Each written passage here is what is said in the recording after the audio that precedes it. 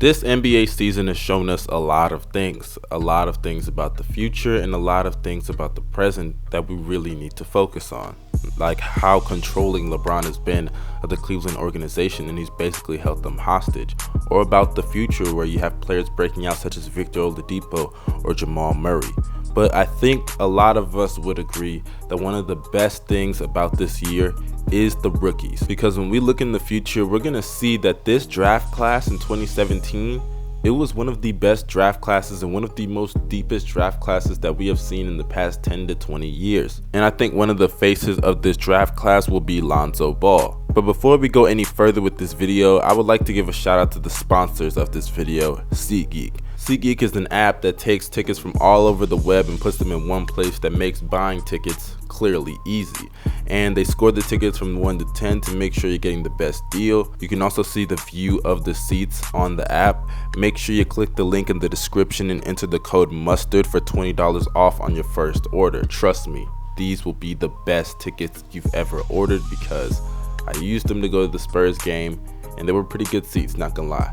Now back to the topic at hand, Lonzo Ball, because I think over the past 20-15 games, a lot of people are starting to back away from this narrative that Lonzo Ball is a bust. And honestly, this is going to be a problem that affects the NBA forever. And I think Lonzo Ball is the perfect example of this. Now, I may have went a bit too far with saying forever because I think people will eventually catch on, but it's going to be a while till they eventually catch on. And that problem is stats. We focus so much on stats and efficiency and so much other things that we just let it cloud our overall opinion. Now, for example, let's look at Russell Westbrook. Russell Westbrook is one of the perfect examples of this, but in the other manner, because his focus is points, rebounds, and assists.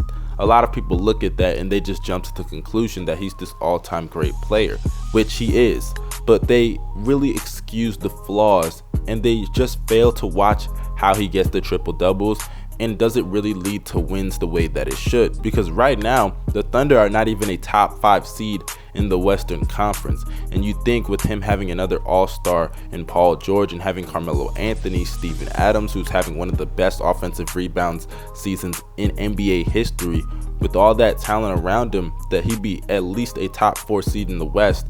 But no. But obviously stats are not everything, which leads into Lonzo Ball. For the first 20 games of the NBA season, everyone was completely trashing Lonzo Ball and saying his jumpers broke, which I still do think was a valid point.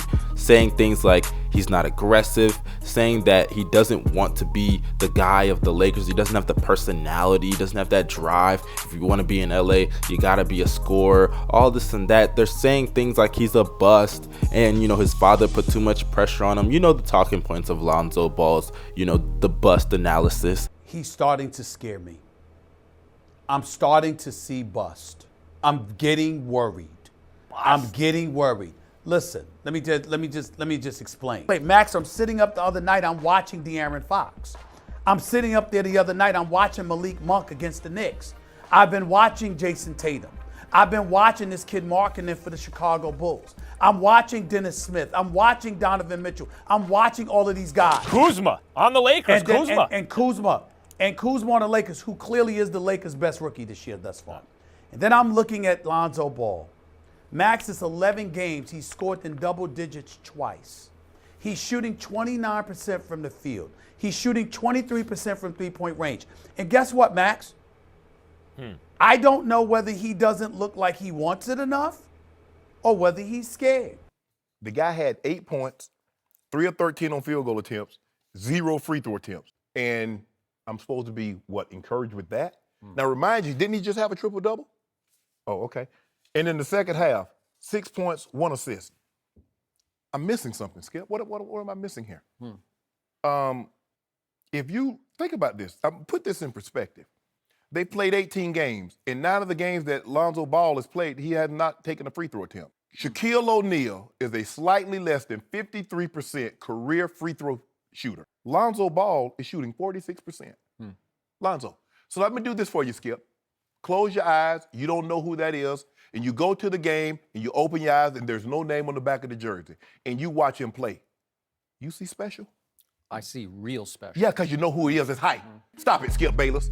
And in the first 20 games, I'm not gonna lie, he was not the greatest scorer in the world. He averaged 9 points a game, and I rounded that up.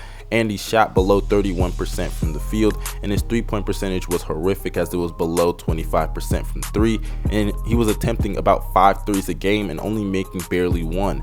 But his rebounds and assists, I'm going to give him props because he was averaging 7 rebounds and 7 assists, as well as a steal and a block. But the focus of so many people were he was a bust because he was the second pick, and he was picked above people like Dennis Smith Jr., Josh Jackson, Lauri Markkanen. Also, you could even go deeper in Kyle Kuzma and Donovan Mitchell. A lot of people were really bashing Lonzo Ball, and like I said before, his father put a lot of expectations from the public because he was saying things like he's going to be better than Steph, even though a lot of people shouldn't have really taken it that serious. But let's be real, that's what people were going to do, because in the first 20 games he was just not looking great offensively when it came to his scoring. But in the last 20 games, Lonzo Ball has completely flipped the script, because in the last 20 games of this season, ever since he came back from injury, including all the way from December and parts of November, Lonzo Ball, no pun intended, has been balling. He's averaged 12 points a game, 7 assists and 7 rebounds, while shooting 43% from the field, 41% from 3, as well as 2 steals and 1 block. And what I think is great is that he's averaging 7 assists and below 3 turnovers. He's not turning the ball over at such an alarming rate or anything like that, and his season averages are around that 2.5 turnovers per game. So that's been something that he's been great at his whole rookie season. And I think a lot of people failed to realize that Lonzo Ball, when it came to his scoring, that was the only issue that people could talk about, because passing wise he was up there. He's one of the best passers in the league when it comes to his assists per game. Also rebounding wise, one of the best rebounders at his position in the league. Also when it comes to his shooting, he's improved that. And honestly, when you look at his defense, it's been completely better than advertised. So a lot of people really focused on his field goal percentage and 3-point percentage and his shot. This is a rookie. At the time when he came into the league, he was 19 years of age. Right now, he's 20. This is a guy that is going to improve upon years and years in the NBA. With experience, things will change. Jason Kidd came in the league without a jumper. They called him Ason Kidd because he had no J. This is a guy who eventually worked on his 3-point ability to where he became hella respectable from the 3-point line. So I think a lot of people really jumped the gun on Lonzo Ball, and this is a problem that we're going to see. We're going to see people just completely look at numbers and completely just disregard everything because of what's your field goal percentage, what's your 3-point percentage, what are you shooting from the free throw line, how many points, assists, and rebounds are you averaging. But no one's going to actually watch the game. No one's going to actually see how great you are, because Lonzo Ball, when he's on the court, he's making so many good plays for the Lakers that I think a lot of people are failing to realize. There are times that he orchestrates the offense and does things that you can't see in a box score. And I think a lot of people are failing to understand that stats are not everything. Because if it were, Wilt Chamberlain would be the greatest player in NBA history by a landslide. And I think it's funny that nobody's really talking about how the Lakers could potentially make the playoffs if they keep on this run, because in the past 6 to 5 games they've been on a winning streak. They beat Dallas, Sacramento, Atlanta, Miami, and San Antonio. Now I know some of those teams are not the greatest teams in the world, but they've been stomping those bad teams. They beat the Mavericks by 22, they beat Atlanta by 19, they beat Miami by 18, and they beat San Antonio by 4, where Lonzo was tremendous. Lonzo had 18 points, 11 assists, and 7 rebounds, while shooting 50% from the field and 60% from 3, while hitting 6 3-pointers out of his 10 attempts, as well as 2 blocks and a steal. He has been phenomenal this season in the second half of it, and nobody's really talking about it, because in the second half, only 2 rookies I could really look at and say they've been definitively better, and that's 1, Donovan Mitchell, and 2, Ben Simmons. And Ben Simmons wasn't even in the draft class, so it's really only Donovan Mitchell that's the only legitimate rookie that's been definitively better than him. Not Tatum, not Kuzma, because those players, you cannot say they've been definitively better than Lonzo Ball. Jason Tatum plays in a system to where there are other players that draw way more attention, so it's easier for him to score and do other things as well. Kyle Kuzma basically needs Lonzo, because when you look at his numbers with and without Lonzo, it's pretty clear that Lonzo Ball affects his game in a really big way. Kyle Kuzma is way better right now than Lonzo Ball. You know it, I know it. He had 1 assist in the fourth quarter.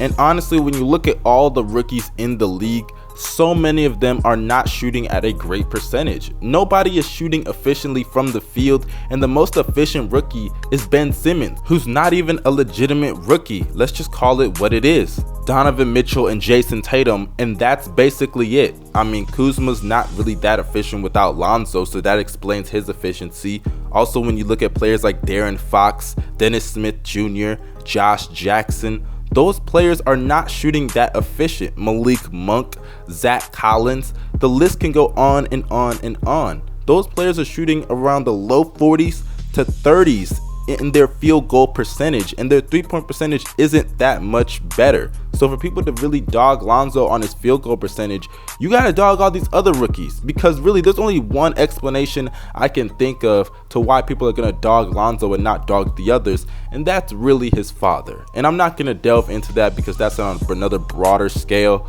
but you guys, we need to stop focusing on stats to define these players, because honestly, when you watch them play, you see things that the box score can't keep up with. So at the end of the day, stats are going to hurt players like Lonzo Ball and their legacies, and I hope that this is not going to be a reoccurring trend, and hopefully these legacies can be looked at in a better light. This is your boy Young Mustard signing out. Make sure you follow me on Twitter, follow me on Instagram, and add me on Snapchat. I'm out. Have a great day. Peace.